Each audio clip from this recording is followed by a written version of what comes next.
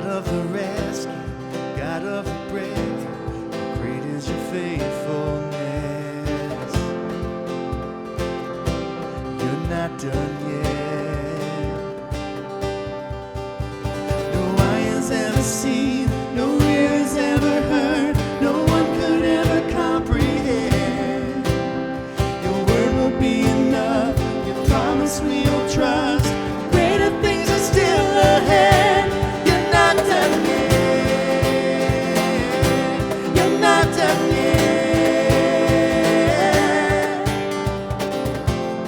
God in my seeking, God in my dreaming, you put a song in my soul. God in the working, God I believe will do the impossible. You're not done yet. Oh no. No eye has ever seen, no ear has ever heard, no one could ever comprehend. Your word will be enough, your promise we will trust. Greater things are still ahead. You're not done yet.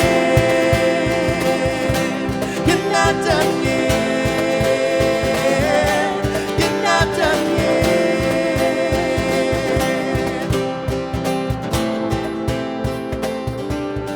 You're up to something right now. You're doing a new thing right now. So God, let your glory come down. Don't hold back, don't hold back. 'Cause you're up to something right now. You're doing a new thing right now. So God, let your glory come down. Don't hold back, don't hold back. 'Cause you're moving mountains right now. You're breaking chains right now, right now. God, let your glory come down. Don't hold back, don't hold back. No eye has ever seen, no ear has ever heard, no one could ever comprehend. Your word will be enough, your promise we will trust. Greater things are still ahead. You're not done yet. You're not done yet. You're not done yet.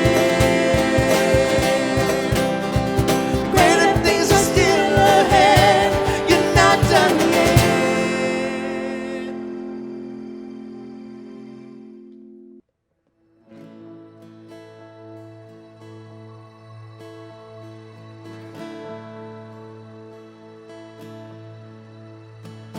Take these hands. I know they're empty, but with you they can be used for beauty in your perfect plan. All I am is yours. Take these feet. I know they stumble, but you use the weak. You use the humble, so please use me. All I am is yours. I give you all my life. I'm letting go, a living sacrifice. No longer my own. All I am is yours. All I am is yours.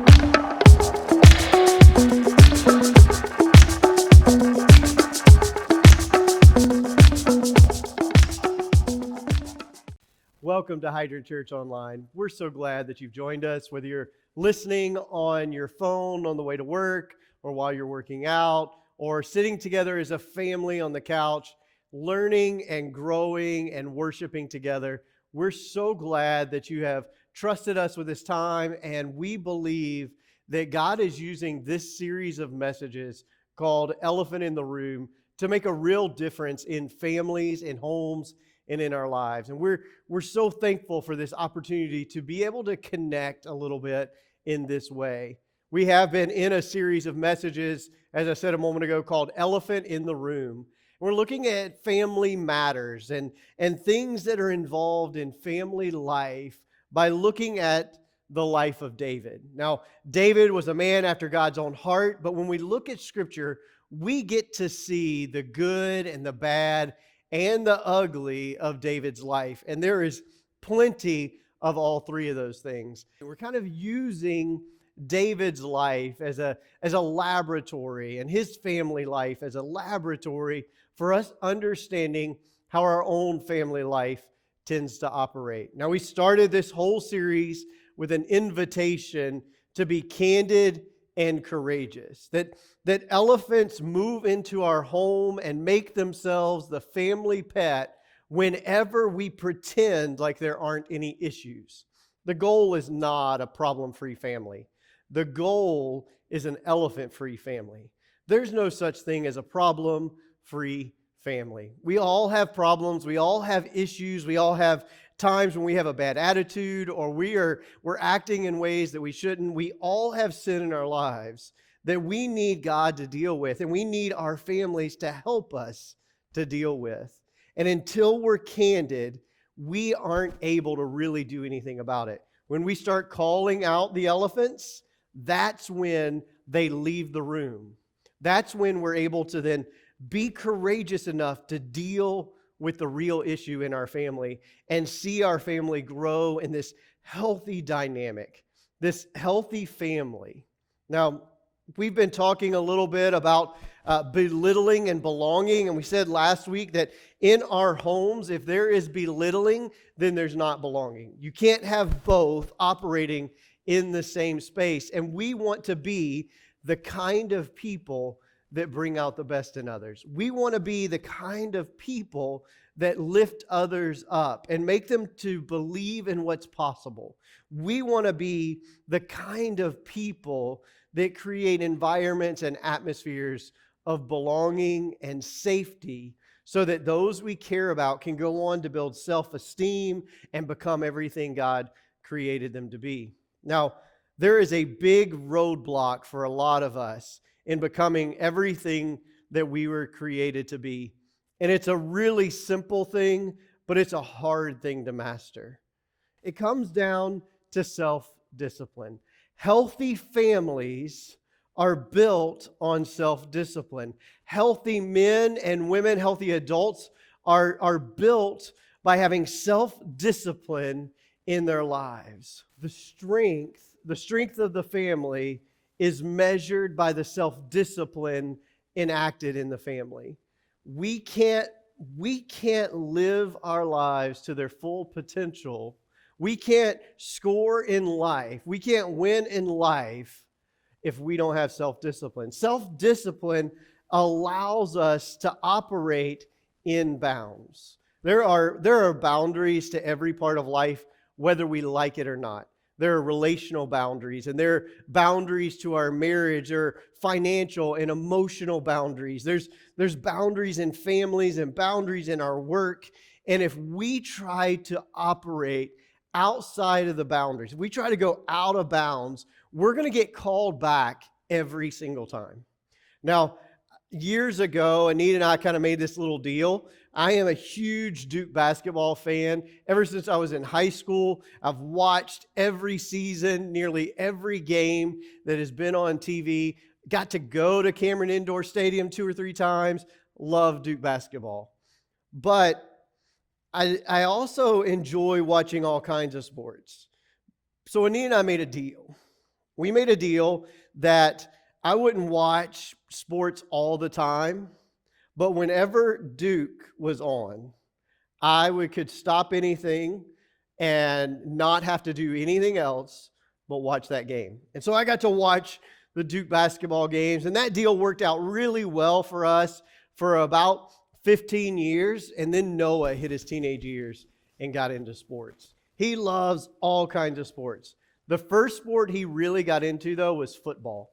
And when he got into sports, I got to start watching sports with him, and it was amazing. And so we were watching the Carolina Panthers. That's his favorite football team.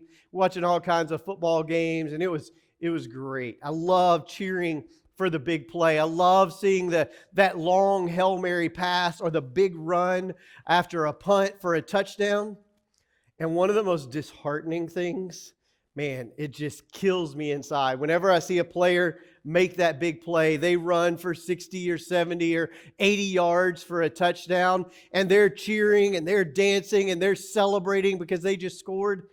And then the referee blows a whistle and he points way back, like 50 yards back, where the player had stepped out of bounds. And all that dancing and all that celebrating was for nothing. He didn't really score because he stepped out of bounds.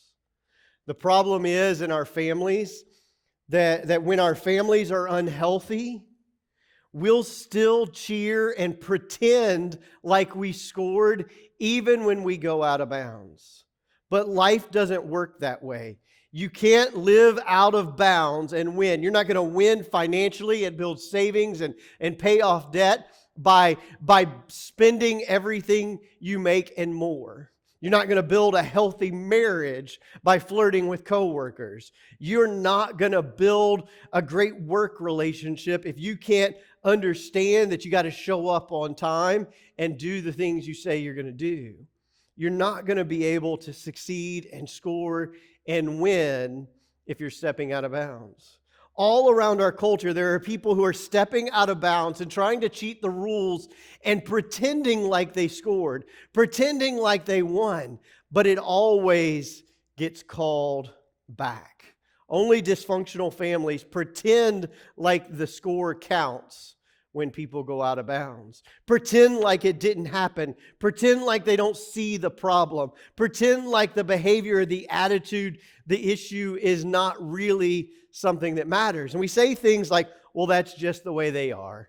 That's just the way they are. You just got to kind of walk on eggshells around them. You don't talk to dad about that, or you only ask mom about this, or you avoid this conversation. We as long as that's happening, we're never really going to be the kind of family that we were meant to be. So the question is, are you operating out of bounds?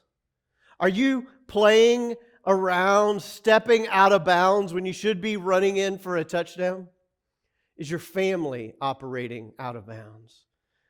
See, today we want to talk a lot about parenting, but it really applies to all of us. If you're in your late teens, early 20s, early 30s, then your key issue is self-discipline.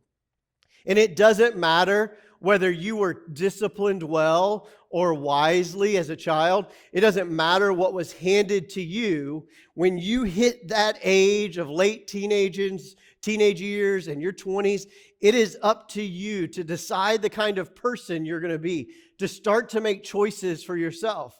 Will you be self-disciplined in the way you eat? Will you be self-disciplined in the way you take care of your body? Will you be self-disciplined in continuing to develop your mind? Will you be self-disciplined in your dating relationships? Will you be self-disciplined in your finances? And nobody else can do that for you.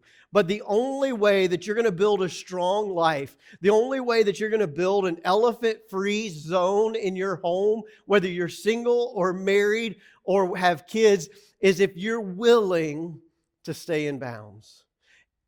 And you have to learn to be self-disciplined. And it takes some intentionality, and it takes some effort, and it takes some time. But you can do it. And it doesn't matter. It doesn't matter what came before. It doesn't matter who's let you down or how they failed you. You can't blame them. And you start to hit these ages, you're a young adult, it's up to you. The good news is it's not too late. I meet and work with and talk to plenty of people in their 40s, 50s, 60s who have yet to learn self-discipline, yet to develop these skills and ability to be self-controlled, yet to surrender their life to the Spirit of God in that way.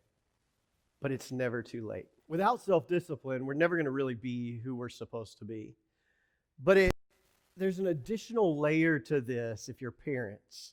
As parents, we have a responsibility to teach our kids self-discipline by disciplining them ourselves. Now, discipline gets a bad rap. It gets connected to punishment. It gets connected to anger. It gets connected to all kinds of things that really it shouldn't be.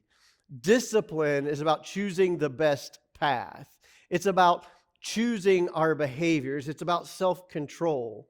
And none of us are born with self-control. It takes learning to make the best decision. It takes learning to act with kindness and love toward others. It takes the opportunity to grow in our relationships with one another that just take time. It's not something that happens overnight. And we as parents are meant to raise our kids with discipline so that one day they can be self-disciplined adults. The purpose of parenting is to raise one-time kids. We're not raising kids, we're raising future adults. And we're responsible to give them the things that they need to operate as their best self, to operate as the man or the woman that God created them to be, to operate in hope and joy and love and self-discipline and not selfishness and fear, not doing what they want because it feels good, but learning to do what is best. It's not easy to do, but I think Solomon provides some wisdom for us to consider. And it's a verse that many of us shy away from. It's a verse that we don't really want to talk about a lot of times. It's in Proverbs chapter 13, verse 24. In Proverbs chapter 13, verse 24, it says this: "Those who spare the rod of discipline hate their children." Those who spare the rod of discipline hate their children. Those who love their children care enough to discipline them. Listen again. Those who spare the rod of discipline hate their children. But those who love their children care enough to discipline them. Another translation says they are careful to discipline them. This is a hard thing. And I honestly wouldn't look at any parent that I know and say, listen, you are behaving in a way that you look like you just hate your children. I don't know a parent that I really truly believe hates their children. But the reality is, if we fail to teach our kids self-discipline, we set them up for self-destruction. If we fail to teach them self-discipline, we set them up for self-destruction. And I think this verse in Proverbs, it's written by Solomon, one of the sons of David. And I think he's probably looking back on his early life, his life with his brothers in Judah as his father was a young king and building his kingdom and his identity as a king. And he is lamenting what's happened to his brothers. He's lamenting what's happened in his family because his dad had lots of affection, but was low discipline. So Solomon, he takes this moment and he has something he can say to parents. He could write anything at all as the wisest man who ever lived. And he writes those words from Proverbs 13:24, that if we spare our children discipline, then it's as if we hate them. That there is this balance between affection and discipline that we need to kind of figure out. And I think that if we were to graph it out, it would help us to see. So let's go over here to the whiteboard, and you can see I've already kind of drawn this graph. And when you go up this way, you get low to high affection. And as we move out this way, you get low to high discipline. And then you can picture, as you see this, some quadrants, right? Some quadrants that start to take shape. If we just kind of draw a line like this. And there probably aren't very many of us that are tempted to be kind of low affection and low discipline parents. This is just the absent parent. This is just rejection of our kids. And I get that in our culture and in our world, this happens. My assumption is that if you are taking the time to watch this video, if you are making intentional efforts to build an elephant-free home, then this is probably not where you're tempted. But you are likely to be tempted in the same way that David was in his early years. And that's to give your kids high affection, but low discipline. So I said that Solomon was likely reflecting on his early childhood as he described this desire to see parents discipline their children. We said in one of the earlier messages that if we look at David's life, you can unpack it into 4 seasons. His early childhood, and then these years in between families, his family of origin and his own family. And then he had these 7 years when he was the king of Judah, the 2 tribes, and he had 6 children during this time, and he was building his own family, the early years of his family. And then we see the rest of his life from about 30 to 70 when he is the king over all Israel, all 12 tribes, and his life kind of unfolds, and he reaps the rewards and the punishments of the life that he had lived up to that point. And so if we were to take a look at those 7 years in Judah, we see that he had 6 boys during this time. One of those, the oldest, is Adonijah. And Adonijah had a really hard time. Adonijah was one who decided that he was going to be king.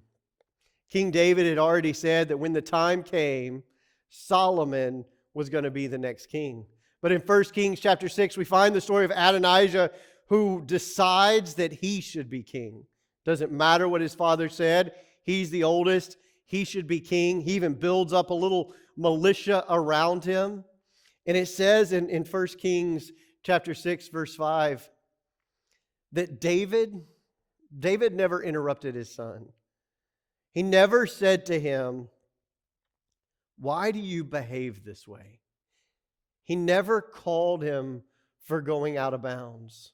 David never stopped him, never called him out of bounds when he had gone out of bounds. And so for all his life, he lived with this sense of entitlement, this sense of right, that he could do whatever he wanted and deserved to take whatever he wanted.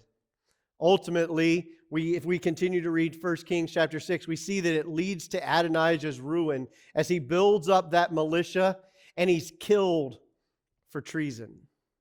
In fact, all of the brothers born during that season that we know their stories end in ruin. It was a season when David was parenting under a lot of pressure. It's what a lot of young parents deal with. They're building their careers. They're building their identity. They're building their sense of purpose and building all of these things while trying to raise children as well.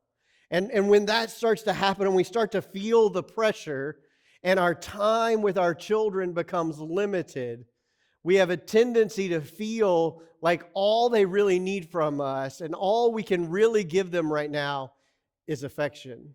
That if we were to discipline them, then they might rebel against us. They might hate us. And we react and we then begin to parent with high affection and low discipline. The problem is it always leads to ruin. It always leads to ruin. Now, I think that what has happened is that many of us who parent with high affection and low discipline are reacting to maybe some of our own experiences as children, where we were raised in a different quadrant. Because there are a lot of us who are young adults, middle-aged, who were raised in a time when parents had a tendency to offer high discipline and low affection.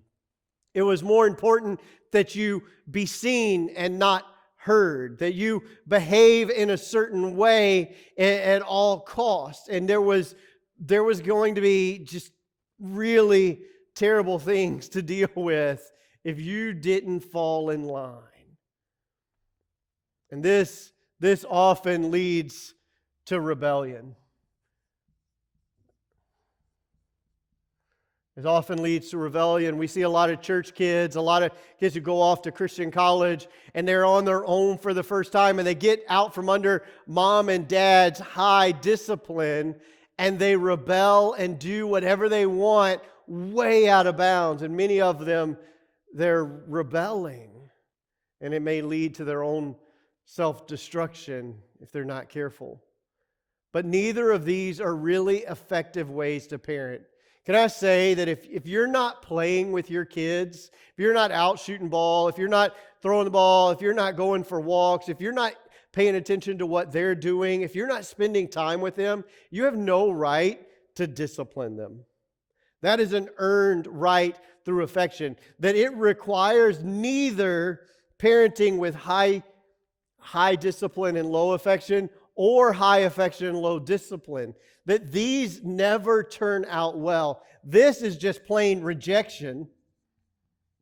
But a healthy family will operate with high discipline and high affection. High discipline and high affection. A healthy family understands that it takes time together and it takes boundaries with love for us to be able to operate together in the best way. And dads and moms, it's our responsibility to lead the family in this. It's our responsibility to have a conversation with our kids when they step out of bounds and call them back, to do what David didn't do with Adonijah so that we can prevent our children from walking in to ruin. Imagine Solomon sitting in his adult years writing these words and thinking about Adonijah and his other brothers whose lives fell to ruin. Those who lack self-discipline will always self-destruct. Like I said before, and it's actually a Howard Hendricks quote, that dads who aren't playing with their children have no right to discipline them. We have to be the kind of men and women who are pouring out affection, pouring out attention with heart, and we understand and we know and we listen and we build deep relationships with our kids. But we also have to be the kind of men and women who are able to discipline and teach them how to be self-disciplined for their own good. When we teach them to obey us, we are preparing them to obey God, their Heavenly Father. Hebrews chapter 12 tells us that He is a loving Father who disciplines their children. It's only through discipline that we find freedom. It's only through discipline that we're able to score in life. It's only through self-discipline that we build the kind of life that we were created to live. And let's just be honest. When you get into adulthood, when you step out of bounds, the world is going to spank you. It's going to call you back, and it's going to hurt way more than the discipline that you as a loving father would give your child. When you discipline them now, you prevent them from getting spanked by the world down the road. So the question for parents, what quadrant are you living in? What quadrant are you parenting in? Do you live with self-discipline? Are you teaching your children self-discipline? Listen, Adonijah's real problem is that he wanted to be king when he was the son of a king. He wanted to pretend to be king when he was the son of a king. He had all of the rights and the privileges of being the son of the king. He had all of the joys and resources of being the son of the king, but that wasn't enough. He wanted to step in and take charge of his life and the kingdom instead of trusting the king. And isn't that the same thing that you and I do? As children of God, isn't that the same thing that you and I do as children of God? We are children of God who have all of the benefits and the resources of being children of the King of all creation. But we try to take charge and make life about us and do it our way and choose our path. And we go running out of bounds, but still want to dance and celebrate as if we scored, pretending like nobody saw it happen. When really, we find self-discipline, we find self-control, not in white knuckling, not in mustering up our will, but in submitting our will to Jesus. He says that when we come to him, that he puts his Spirit in us and it begins to grow fruit in us. And the fruit of the Spirit includes self-control, the ability to live in bounds. We need the Spirit of God's help, surrendering our will, surrendering the path we would take, and trusting him and his way, living in bounds, developing self-discipline, passing it on to the next generation. This is how we avoid keeping those elephants around and making them the family. Let's pray. Father, you are good and faithful, more patient and generous with us than we ever deserve. And so we ask for your help. We ask for your help in our own lives, that your Spirit would fill us and begin to work in us and begin to teach us and grow in us self-control and self-discipline. And then those of us who are parents, God, would you teach us to have high affection and high discipline? That we wouldn't let down our guard and allow our affection to drift low or our discipline to drift low, but that we would believe and bring out the best in one another, that we would create homes where there is immense love and great boundaries with love. There is time together, intentionality, love, that you are glorified and that we really do become who we were created to be. We get to dance and celebrate having really scored in life. In Jesus' name.